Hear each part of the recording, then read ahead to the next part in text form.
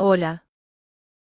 Antes de comenzar con el audio de los tips de estudio para conseguir la licencia clase B, es importante aclarar que actualmente no existe un cuestionario para estudiar para esta licencia, como existía hace ya varios años atrás. Esto lo podemos verificar visitando las páginas oficiales del Ministerio de Transportes del Gobierno de Chile.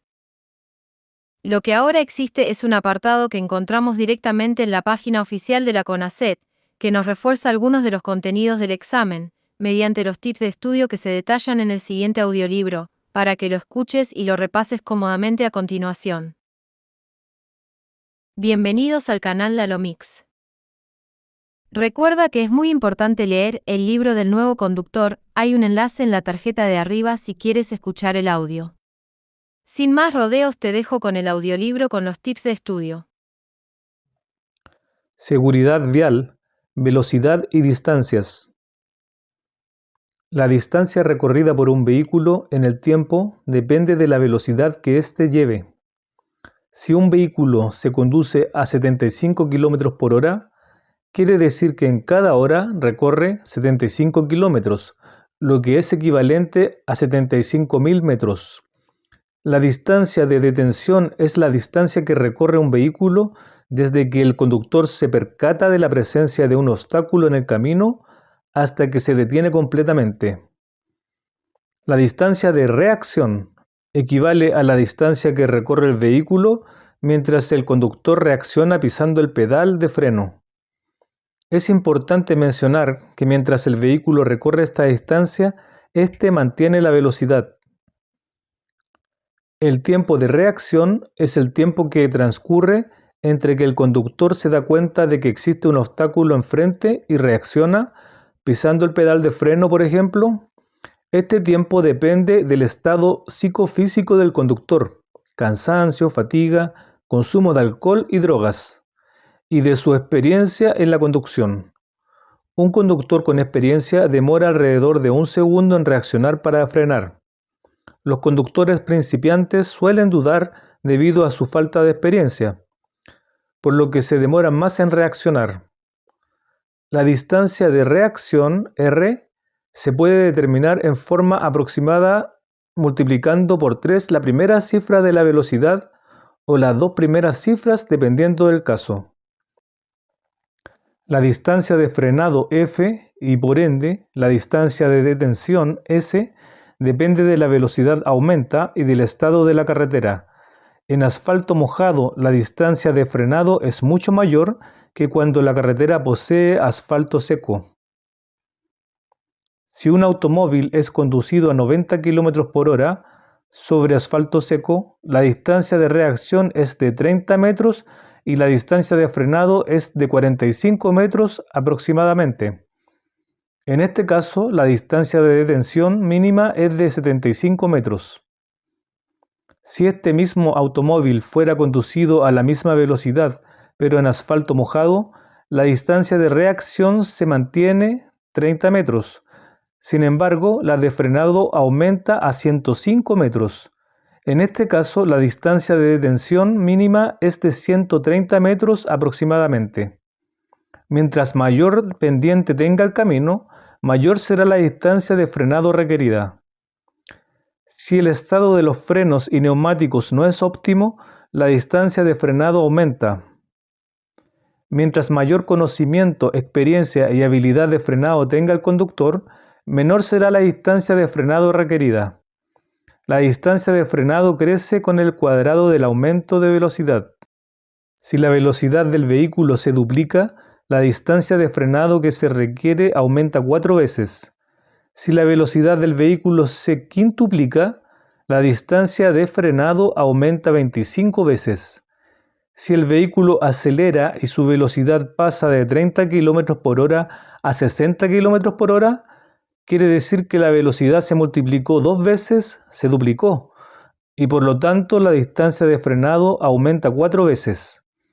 Si el vehículo acelera y su velocidad pasa de 40 a 120 km por hora, quiere decir que la velocidad se multiplicó 3 veces, se triplicó, y por lo tanto la distancia de frenado aumenta 9 veces.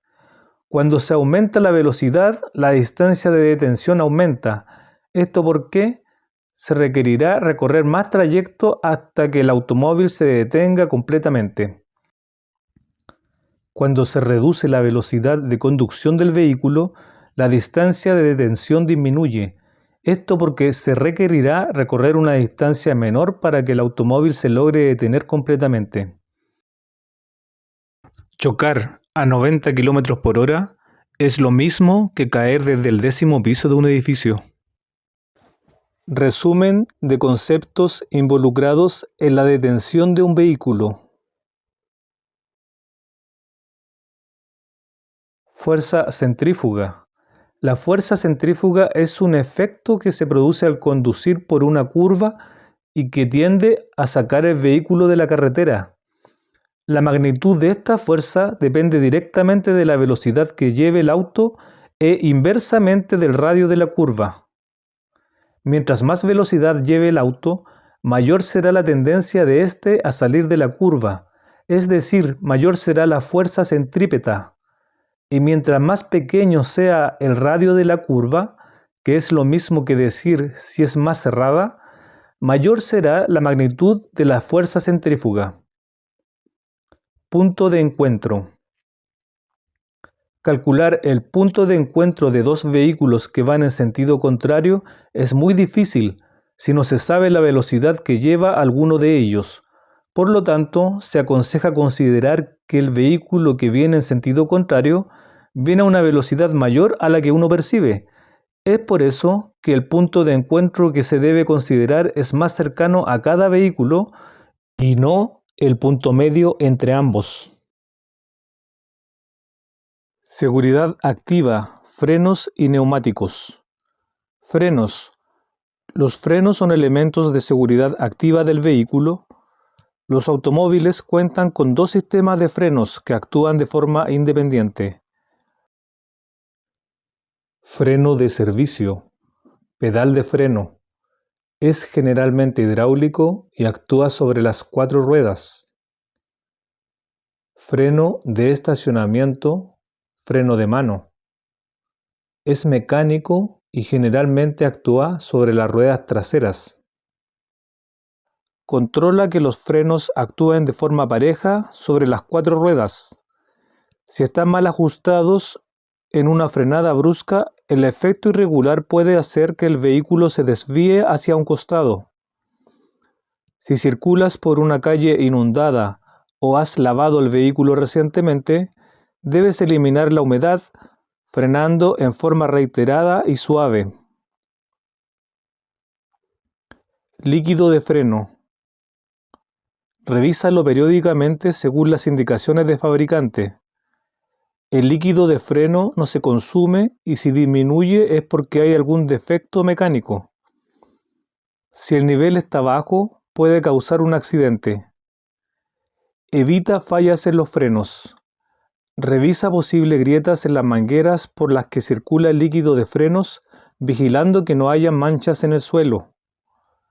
Cambia todo el líquido de frenos en los plazos indicados por el fabricante del vehículo. Revisa periódicamente el estado de discos y pastillas de freno. Atento ante ruidos producidos por su uso. ABS.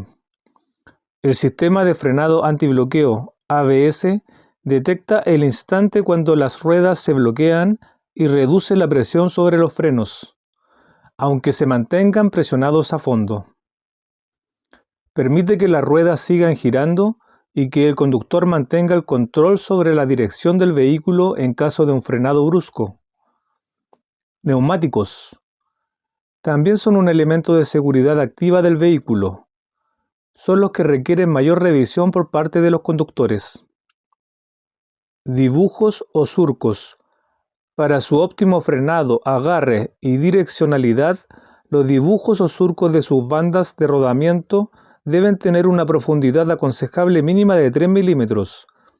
En caso de pavimento mojado, el agua se evacúa a través de los surcos, lanzándola hacia afuera de la zona de contacto con el suelo. La profundidad mínima permitida es de 1,6 milímetros. Desgaste. Se debe revisar regularmente la presión de los neumáticos. El desgaste irregular de los neumáticos se puede deber a problemas de alineamiento, amortiguación o que no tienen la presión adecuada. La presión de los neumáticos se debe controlar cuando estos estén fríos, si no, se tendrá una presión inferior a la adecuada. Es recomendable que la rueda de repuestos tenga una presión superior a la indicada por el fabricante, ya que el aire se va perdiendo con el tiempo. Recomendaciones. Si al ir conduciendo se revienta el neumático trasero, debes girar el volante hacia el lado en que se desvía la cola del vehículo. Si al ir conduciendo se revienta un neumático delantero, debes frenar de forma suave, sosteniendo el volante firmemente. Situaciones como circular con carga o por pavimento en mal estado pueden acelerar el desgaste de los neumáticos. Seguridad vial, alcohol. Consumo de alcohol y accidentes. Si alguien posee una cantidad de alcohol en la sangre de entre 0,3 y 0,5 gramos de alcohol por litro de sangre, el riesgo de sufrir un accidente es el doble que si no hubiera bebido. Si alguien posee una cantidad de alcohol en la sangre de entre 0,5 y 0,8 gramos de alcohol por litro de sangre, el riesgo es 5 veces más que si no hubiera bebido. Bajo la influencia del alcohol. Un conductor que tiene más de 0,3 y menos de 0,8 gramos de alcohol por litro de sangre se encuentra bajo la influencia del alcohol. Las sanciones a esta falta son una multa de 1 a 5 UTM y suspensión de licencia de conductor por 3 meses. Estado de ebriedad. Un conductor que tiene más de 0,8 gramos de alcohol por litro de sangre se encuentra en estado de ebriedad. Las sanciones a esta falta son presidio menor en su grado mínimo, una multa de 2 a 10 UTM y suspensión de la licencia de conductor por 2 años. Efecto del alcohol en el cuerpo. Disminuye la capacidad de atención, percepción del riesgo y procesamiento de la información. El conductor se expone a situaciones más peligrosas sin tomar en cuenta la gravedad. Disminuye las capacidades de reacción y coordinación. Perturba el estado de ánimo. Disminuye la velocidad de comunicación con el sistema nervioso, inhibiendo la capacidad de distinguir entre estímulos e influyendo negativamente en el tiempo de reacción de un conductor ante un imprevisto. Reducción de la visión. Influencia del alcohol en el cuerpo con la distancia y el tiempo de reacción. Se hace más lenta la comunicación del sistema nervioso con el cuerpo, por lo que el tiempo de reacción, tiempo en el que el conductor demora en darse cuenta de que hay un imprevisto en el camino y reaccionar frente a él, ya sea frenando o virando, se hace más grande. Alcoholemia. Es el análisis de una muestra de sangre que detecta la tasa, concentración de alcohol que posee una persona. Resultado. La cantidad de alcohol presente en la sangre varía por diversos factores. Cantidad de alcohol que una persona consume, la masa corporal. A menor peso corporal se alcanza una mayor tasa de alcoholemia. Sexo. Debido a diferencias fisiológicas entre hombres y mujeres, hace que dos personas de distinto sexo que tengan igual peso y hayan tomado lo mismo, es más probable que la mujer obtenga tasa de alcohol mayor que el hombre. Metabolismo. Es el proceso en el cual el cuerpo se libera del alcohol. Puede que dos personas del mismo sexo, peso y que bebieron la misma cantidad obtengan tasas de alcoholemia diferente, debido a que no todas las personas metabolizan a la misma velocidad el alcohol. Tiempo de ingesta. La máxima concentración de alcohol en la sangre se alcanzará en poco tiempo si se bebe rápido. Si se bebe lentamente o se deja pasar tiempo entre un trago y otro, el cuerpo podrá eliminar algo de alcohol antes de recibir más. Tips. El alcohol comienza a detectarse en la sangre 5 minutos después de ser ingerido. La concentración máxima se alcanza aproximadamente 1 hora después de haber sido consumido. Alimento ingerido. La concentración de alcohol en la sangre varía según lo mucho o poco que se coma antes o mientras éste se ingiere. Si se ingiere más comida, la absorción de alcohol que pasa del estómago a la sangre es más lenta. Por lo tanto, la tasa máxima de alcohol en la sangre se dará posteriormente. El alcohol mezclado con bebidas carbonatadas pasa más rápido a la sangre, haciendo que el tiempo en que se da el máximo de concentración se reduzca. Edad y experiencia en la conducción. Las personas menores de 18 años y mayores de 65 años perciben con mayor intensidad los efectos del alcohol en la sangre. Los conductores principiantes. Los efectos del alcohol son más peligrosos aún, debido a que todavía no automatizan muchos movimientos necesarios para conducir.